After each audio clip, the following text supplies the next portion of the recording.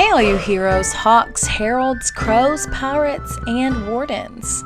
Welcome to the Dragon Age Lorecast, where we unpack, discuss, and galaxy brain about all the lore behind the Dragon Age series. We are so excited to bring you this podcast. Every episode, we'll be talking about a different topic in the Dragon Age universe. From character deep dives to exalted marches and elven gods. We will cover it all. There will be spoilers. And always remember, swooping is bad.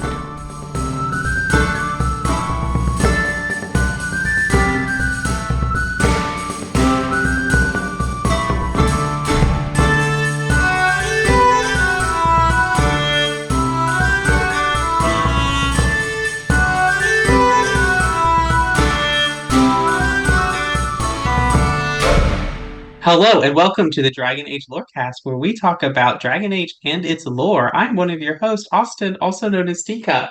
And I'm your other host, Shelby or She-Cup. And we are here again with another lore episode, continuing our Creatures of Thedas series. And we have another creepy creature to talk about today. Yeah, I mean, it is pretty creepy. It's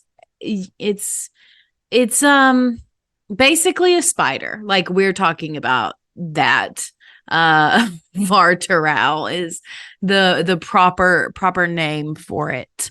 But yeah, I do agree they're creepy. And if you don't like spiders, here's some good news. We don't know a ton about it, so most of this episode is going to be devoted to the side character anyway. So, I guess this is our official start to Spooktober. Yeah, it really is.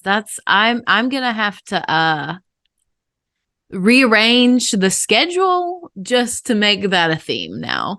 And last October, we started this series for the first time. Thought we did spirits and stuff for last October. No, because for Halloween last year, we did our costume party with the Two Girls, One Ship podcast, and they talked about nugs. Oh, I guess that's true. So anyway, the history of the Lorecast, lore, if you will. Anyway, so let's dive into fun facts about the Varterral. I know I said earlier that this is basically a spider, but in fact, it is not, because it only has 5 legs instead of 8. So it's not an arachnid. I don't know if that's helpful to those of you who have arachnophobia or not, but it's not an arachnid because it only has 5 legs. We'll have to ask some of our friends with arachnophobia to see if it counts. I mean, we're thinking of one person, I'm sure. It's true. That would be you, Colcashins. I know you're listening. Unless he's already turned the episode off. It's possible. Okay, so I don't have a ton of fun facts today, but my second one is that a Varterral very briefly appears in the Destiny trailer for Dragon Age 2. And then lastly, which we will definitely explore later in the episode, actually not really later, here in just a few minutes, but the Varterral is very closely associated with elven culture and folklore. So let's get into how they're connected to the elves, the history of the Varterral, how they came to be, all that fun stuff. You might be rolling your eyes if you're one of those people that's like, why does everything always have to be connected to the elves? Buckle up, because according to many Dalish tribes, the first Varterral was created in the time before Arlathan was founded. And so they have, I wouldn't say they worship these creatures, but they do have like a reverence for them, like almost a healthy fear, like you both fear and respect these creatures, almost kind of like Cunarian dragons a little bit. So because these creatures came into being before Arlathan was founded, they see them as like ancient beyond ancient, etc. And we actually learn the origin story for the Varterral, or at least one, from its Codex. So this is what it says. In the days before Arlathan, there was a city in the mountains beloved by Dirthaman, keeper of secrets. Its people were wise beyond measure thanks to his counsel, and the city flourished. Then a high dragon settled in the mountains, and her hunger threatened the city. The elders cried out to Dirthaman for protection as the dragon's rampages struck ever closer. And for 3 days and nights, the people shut themselves in their homes and watched the skies in dread. On the 4th day, Dirthaman heard them. He whispered into the mountains, and the fallen trees of the forest gathered, shaping an immense and agile spider-like beast. It was the Varterral. With lightning speed, vicious strikes, and venomous spit, it drove back the serpent. From then on, it was the guardian of the city and its people. Many years passed. The gods were trapped by Ferelden, and the people were left to gather in Arlathan. But the Varterral kept its everlasting vigil, guarding Dirthaman's city as it eventually crumbled to dust. To this day, it stands there, watching over the rubble. Any travelers foolish enough to wander there find themselves face to face with wrath incarnate. End quote. Thoughts, questions, comments? It's interesting, the connection to this one city, and especially to like Dirthaman, because isn't Dirthaman also like god of the dead Yes. and like departed spirits? Yes. So that's also interesting to me. No, we got that wrong. Dirthaman's twin is the one that's of the dead. Ferelden, yeah. But anyway, I do find it interesting because it's like, in theory, then, I have a lot of thoughts. First of all, this story, this Codex entry is so similar to what happens in The Hobbit. Like, okay, a dragon comes and takes over this mountain, threatening the town below it. The people live in fear and they need someone to rescue them. Like, that is literally Bilbo Baggins' adventure to killing Smaug. Am I wrong? You're going to sit there and you're going to tell me that I'm wrong? I mean, it's similar. It's not an exact match, but it's similar. I found this interesting. One thing that I wanted to kind of get on is this city in the mountains. And, there's Dirthaman might not be the god of the dead. He does have a close connection, being the twin of the god of the dead. And so I just want you to, I'm going to post something to you in the chat, but it's a sketch from Brother Jenna TV of Navarra City. And I just think it's interesting, the connection, because the necropolis is in Navarra City.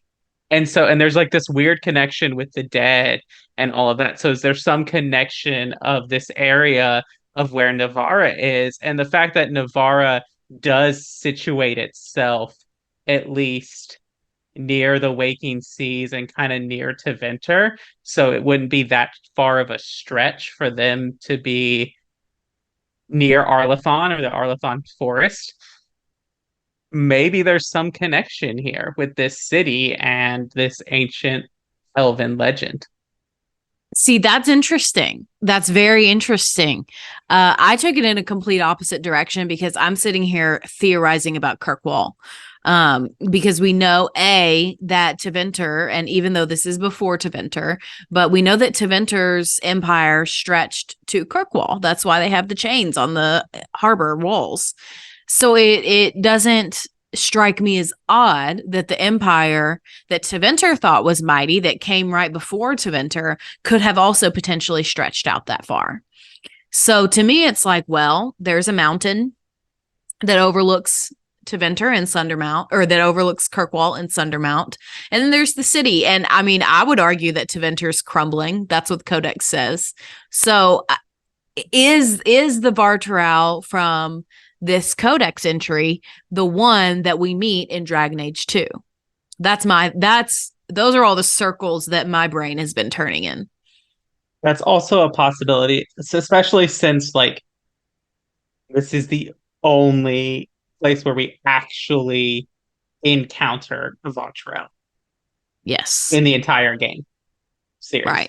Right. So then that leads me to my next point, kind of, which is that, like, in theory, since the Varterral was created to protect the elves, they should never attack an elf. But we know that that has happened several times. Like, the Varterral attacks your party when you go to kill it in 2. And even before that, it had attacked Paul, Meryl's friend, or former friend, and I think several other members of her clan. So, and I think the Codex or something else basically says that the Varterral, like, they can tell who's an elf by their smell, and so they're not supposed to attack elves unless it's in self-defense, obviously. So, regardless of that, they do, and they have, and we've seen that in game, that they have indeed they've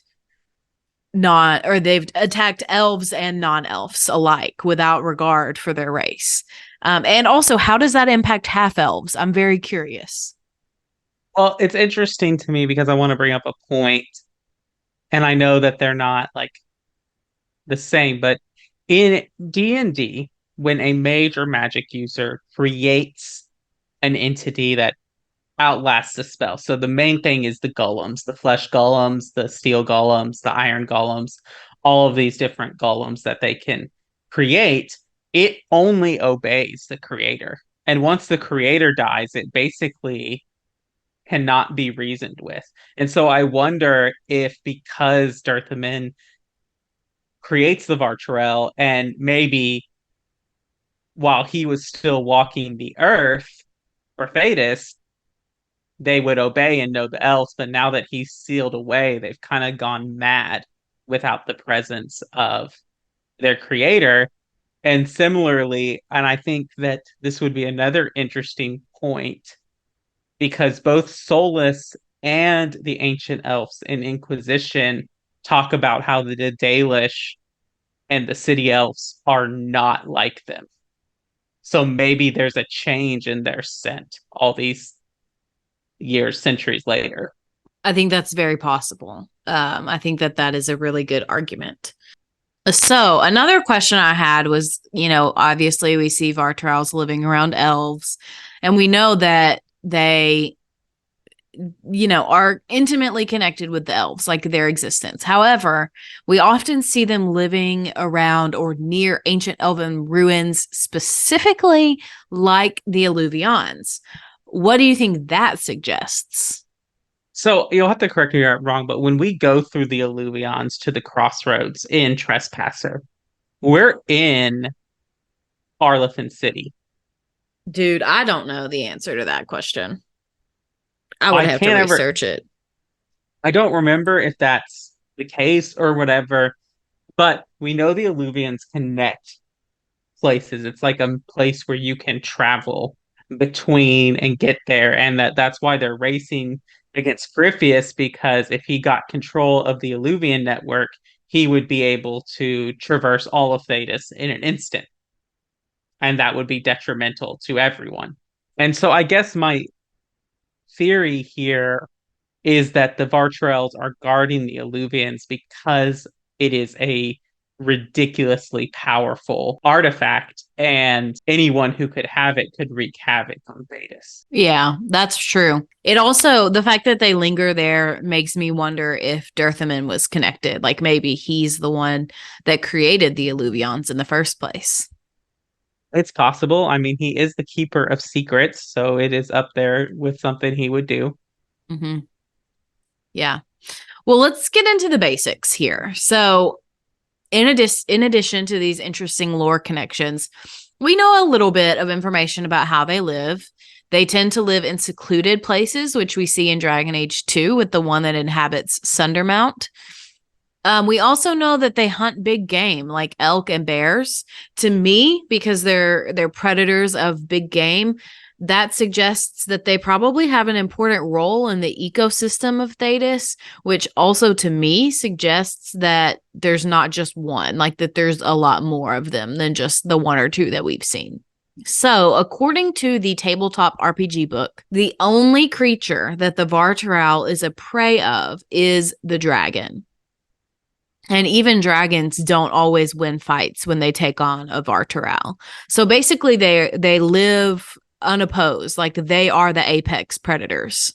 Yeah, I mean, it's interesting to me, the Vartrell, like, in its top of the food chain status, other than like dragons, and even then they can defend themselves against dragons. And so it's interesting to me that they are up there when it seems like a dragon could easily just like squash one. You know what I mean?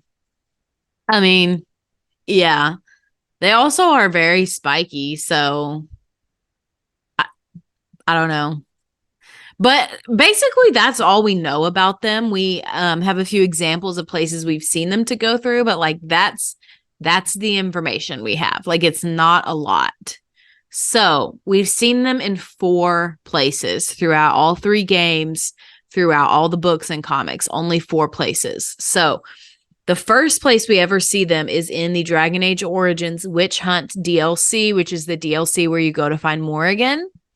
And basically, a Varterral attacks the Warden Commander, Ariane and Finn, who are 2 of your companions. And they attack you, or it attacks you when you're in the Dragonbone Wastes. Everyone is super surprised by its presence, and they basically hypothesize that its presence has something to do with the Alluvion that's in the area. Hence my previous question. And then obviously we see one in Dragon Age 2. It's a main major plot point. With Meryl, it had taken the lives of 3 Dalish hunters and Meryl's friend Paul. So it killed 4 Dalish elves. Meryl and Hawk then killed it and 934 dragon. And then somehow, 3 years later, it revived itself and attacked Hawk's party again when they returned. So that's confusing. We don't know anything about how that happened. Just magic mumbo jumbo, I guess. The Force. Oh, sorry, wrong fandom, wrong podcast. Not the Force, not this time. And then we'll go to 2 book references in The Masked Empire. Grand Duke Gaspard and Empress Celine's parties, under a temporary truce, actually combat a Varterral that is there guarding the central Alluvion like activation chamber area. So again, we see a Varterral in connection to an Alluvion. Coincidence? I think not. I don't know. Once it's happened twice now, so pretty suspicious if you ask me. And then the last and most recent place that we've seen of Varterral is in the Dragon Age The Missing comic that just recently finished up. And so we see Varric, Lace Harding, Strife, and Ireland sneak past a Varterral in the Arlathan forest, and they are trying to gain entrance to a temple that holds the Crucius stone. So while this one is not specifically guarding an Alluvion, it is close by an ancient artifact. So to me, that's suspicious as well. There is such a connection to these ancient elven ruins and the Alluvions. What are these Varterral guarding? Great question. Great question. So that's pretty much all I have about the Varterral. Do you have any final thoughts about them before we kind of wrap it up and go to our mid-break? Make sure that when you do it, especially if you're going on Nightmare, that you will be forced to have Meryl in your party. So if you are not running 2 mages, you'll definitely want to make sure that Esther's is there with you if you're playing on Nightmare. Are you speaking from experience? No. All right, well, let's head to the mid-break. What makes your ram so special? Well, he's always brought the family luck, and his advice helped us make our fortune. Your ram offered advice. How do you get your hair to do that, Dorian? With magic? With proper hygiene and grooming. Maybe all 3 of you should get acquainted. Kirkwall's not brown enough for me. But hey, no darkspawn. Ferelden wasn't that brown. The dirt and muck gave it character. All right, well, welcome to the middle of the show where we take time to thank our patrons. Thank you so much to all of our patrons and support that you give us there. A special thank you to our first patrons, Lisa M. and Genesis, and a special thank you to the Nug King, Lewis H. Yes, thank you for your support and everything that you can do there. If you cannot support us on Patreon, we totally get that. You can leave us ratings and reviews on Apple or Spotify. And if you do that and leave us some kind words, we will read it out on a future episode of the show. So today we do have a Spotify comment from Emily, and this is on the Bogfisher, Druffalo, and Gurgut episode. And her review says, I love this podcast. For someone who will on occasion skip the Codex, this is fantastic. Where I live in Scotland, I have no one to discuss this world with, so thank you so much, Cups. Thank you, Emily, for your kind comment. We are glad that we can help you dive deeper into the world of Dragon Age, which is the whole reason we started this podcast. And so we really appreciate that. Last thing to shout out is, you know the drill by this point. If you're new, come join us on Discord. You can hang out with us there at the Cups Podcasting and More Discord server. That link's in the episode description. And that's all I have for the mid-break, so I think we can get back into the episode. Have a care where your eyes linger, Alistair. Yes, well, don't worry. It's not what you think. I see. I was looking at your nose. And what is it about my nose that captivates you so? I was just thinking that it looks exactly like your mother's. I hate you so much. I was one of the crows you hired to kill the Grey Wardens. I thought you looked familiar. Well, I just wanted to report that I failed my mission, Logain. You don't say. I'm terribly broken up over it. Well, thank you kindly for informing me. You fear barbarians will swoop down upon you. Yes, swooping is bad.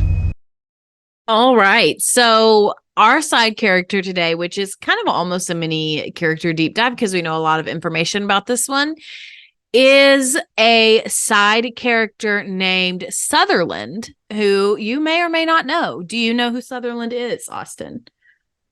He is a do you know in Inquisition. Oh, okay, I was gonna say, do you even know what game he comes from? But congratulations, you do. He wants to be a mercenary captain, but isn't a mercenary captain. Then can become a mercenary, head a group. But he has his own company, and there are a bunch of war table missions that you can send them on. Okay, so you know a lot about him, but he's not quite a mercenary. He wants to just be part of the Inquisition. But yes, so he can play a major role in several war table missions. And his first name is Donal, not Donald. Donal Sutherland is his name. And he is a very young, very inexperienced, very green young man who witnesses a bunch of bandits attacking and stalking Inquisition patrols. And so he comes to the Inquisition and basically is like, hey, I want to help take down these bandits. Please let me help. Give me resources so I can help you. You can find him on the second floor of the Herald's Rest in Skyhold. And if you talk to him, you can get a bunch of quests for the war table. And so that's how his story kind of begins. So these quests for the war table are, and I believe that these are in order, but they are new to the crew, a young hopeful, a patrol for the crew, outfitting the crew, a test of metal and the crew, a crew of ambassadors, a crew of adventurers, Sutherland and company missing, a company of heroes. So there are quite a lot of quests, correct?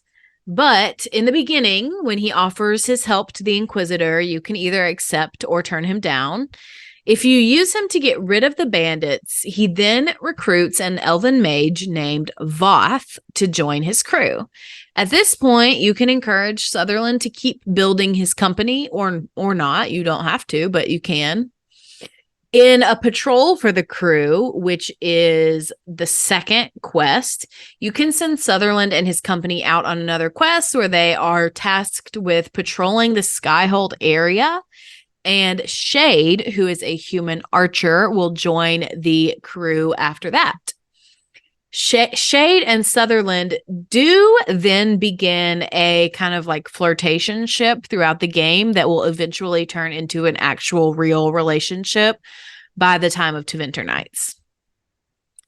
And when the Inquisitor goes to visit with Sutherland next, they are instead met by someone named Rat, who we learn is Sutherland's like runner. They deliver messages and stuff.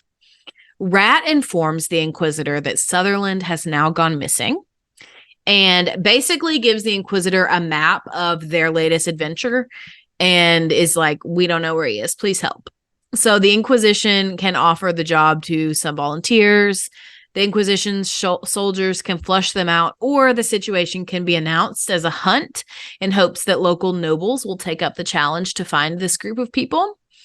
Either way, the Inquisitor can find the crew at the Storm Coast fighting Darkspawn, and so the Inquisitor can then personally step in to help them fight off the Darkspawn. When the Inquisitor then approaches Sutherland and his newfound company of heroes, Sutherland offers the Inquisitor money to recuperate the upfront costs associated with training them. The Inquisitor can either accept, allow Sutherland to keep the money, or to advise Sutherland to go and sponsor another company just like him. So after all of those quests, and I know I blurred them all together, but the Inquisitor can interact with Sutherland one more time. This time, Sutherland informs the Inquisitor that the company has plans to leave and find a keep of their own, though they will remain an adventuring company for the Inquisition. All in all, throughout Dragon Age Inquisition, Sutherland and his company go from being a new, inexperienced group of wannabe fighters to renowned heroes of the Inquisition. It's a great story. It very much sounds like a D&D campaign to me. It does sound like a D&D campaign. Especially, it's very similar to your first D&D campaign story. Not really at all. You gave us a box of things to deliver, and there were way more dragons than Sutherland has. And we also encountered a king and his son and his other son and his other daughter. Sutherland doesn't do any of that. Right, but you all were a seemingly unknown group. And then get up to a point of vast importance. I suppose you have an argument. You basically saved a country and then overthrew their government. No, that is incorrect. We saved a country and their government collapsed, at which point we stepped in out of the generosity and goodness of our hearts. You could have appointed anyone. No, you couldn't have. Not in that world. Let's get back to Dragon Age, though.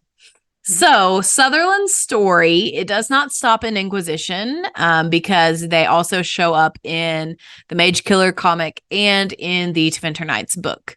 So in Magekiller, when Corypheus reopens the breach over Haven, Sutherland's adventuring company alongside Marius and Tessa for Scythia, they are sent to basically clear a route up through the ruins of the temple to provide the Inquisitor with reinforcements. And so in the caves under the temple, they face a lot of various demons, including a massive pride demon. And there's a situation where Shade jumps on a demon's back and is almost about to die. But Tessa pushes her away at the last minute and takes the force of that blow. Even though Tessa is very injured by that, Marius and the company do eventually defeat the demon and clear the passageway for the Inquisitor. And Sutherland's company, they pretty much escape unscathed. But then in Tevinter Nights, we have a little bit more depressing story, frightening story, I would also add. This is in the Callback chapter. We meet Sutherland once again, though he is now Sir Donal of the Hinters and is a landed knight. His company is sent to investigate Skyhold after its caretakers sent a message about restoring the fresco and then went silent. They have not heard from anyone at Skyhold in a long time. So Sutherland and at least a couple of his friends show up and find one of the caretakers has been killed and gutted and nailed to the stables by his apparently own hand. The rest of the people in Skyhold have been dismembered and their body parts are kind of just scattered all over. So it's a very gruesome scene. And the culprit very quickly manifests. It is the demon of regret. And the body of this demon is formed out of the plaster of Solus's murals to the Inquisitor. The demon has multiple eyes and looks like a wolf that has absorbed a dragon. It claims to be, quote, the regret of a god. So, yeah, go ahead. I know this isn't about Sutherland, but the theories of a wolf that absorbs a dragon and the fact that one of the last times we see Solus, he is quote unquote absorbing the spirit of Flemeth Mathal, who is most notably able to turn into a dragon, and Solus is the dread wolf. I'm just going to let everyone figure out where I'm going with that for themselves. It is very dreadful. Mm-hmm. Yeah, so anyway, back to Sutherland. So they're here with this demon. And basically, what the demon does is if it makes you feel regret, you get incapacitated. And so this demon neutralizes Sutherland's friends, Voth and Shade, because of their regrets. But Sutherland is unaffected because he has no regrets, at least when it comes to the Inquisition.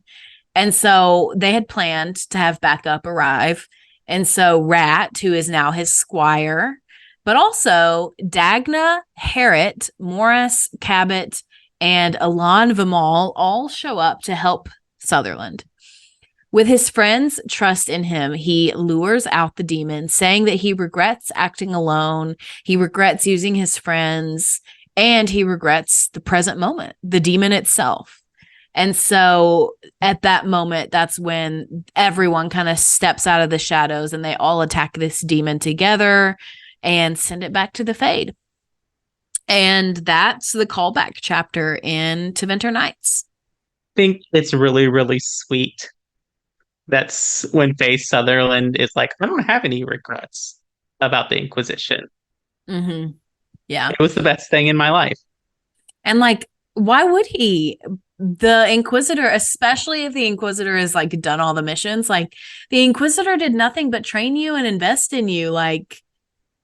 Of course it was the good old days for you. So that makes total sense to me. But I also love this story and his inclusion in Tevinter Nights because we see he is no longer this young kid who is inexperienced, who is a child playing at being a grown up.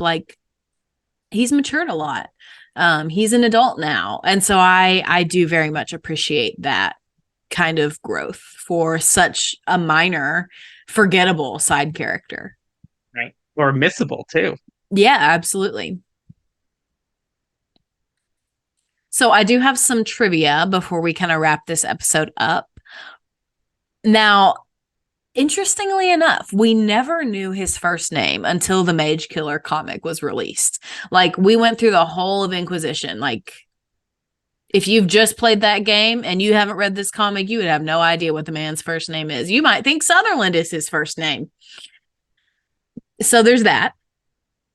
Also, interestingly enough, the New to the Crew quest for his group takes place near his home, near his hometown, which is somewhere between Lothering and Southreach. So he is a Ferelden boy. So, my last little fun piece of trivia is that Sutherland, in my opinion, is one of the very few East Asian coded characters that we get in all of Dragon Age. I know there's some argument about this online. To me, he looks Asian. And so I personally hope we see more of him and that we can, give some more representation to this group who is like notoriously underrepresented throughout all of the Dragon Age games. Yeah, I hope we can do that as well.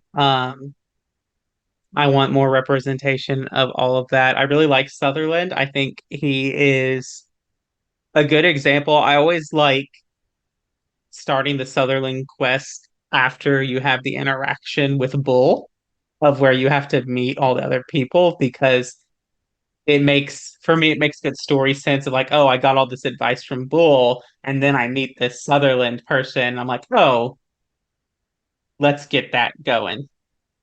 Yes, and I agree. I very much think that his story is pretty reminiscent of the Chargers.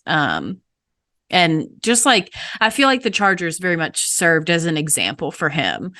Just with everything we know about what he does after Inquisition, it very much strikes me as he looked to them as influences, as role models. Mm-hmm. And I really hope, at least somewhat, even if it is just a Codex entry or something, but that we get some reference that, Sutherland is in some kind of leadership with this hunt for Solus or whatever is going on in DAD whenever it comes out. I hope that he isn't just like, oh, well, he's done and we've done some stories. I hope we continue to see that trajectory that he's on, and now he's like this advisor, this seasoned warrior, this seasoned military person who is there to offer advice now, as opposed to get advice and get trained. Yeah, or even someone who's like a mover and a shaker in Ferelden politics, like someone who has climbed up the ranks, basically. That would be really cool. Yeah. But that's all I got for Sutherland.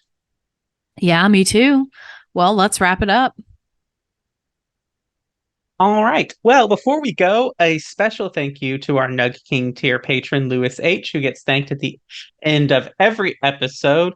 If you'd like to find out more about us, come join the Discord. You could visit our website, Cups Podcasting and more, or follow us on X, Twitter, whatever the heck it's called now, at DA Lorecast. You can come hang out with us, chat with us, tag us, do whatever you need to do. But thank you all for listening to the Dragon Age Lorecast, and we will see you next time.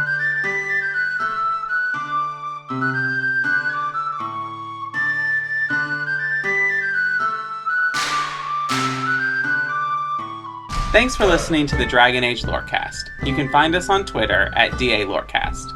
If you have any lore questions, topics to unpack, or side character suggestions, join our Cups Podcasting and More Discord server. It's easily the best place on the internet. You can also support us financially through our Patreon. You can find us there on patreon.com/DragonAgeLorecast. The Dragon Age Lorecast is part of the Robots Radio Network. For more information about the Robots Radio Network, join the Discord server via the link in our episode description. If you enjoyed the show or learned something new today, please subscribe, leave us a review, and join the Patreon. And if you enjoyed our intro and outro music, give a big thank you to Pipeman Studios. Thank you, Pipeman. Thanks again for listening to the Dragon Age Lorecast. We'll see you next time.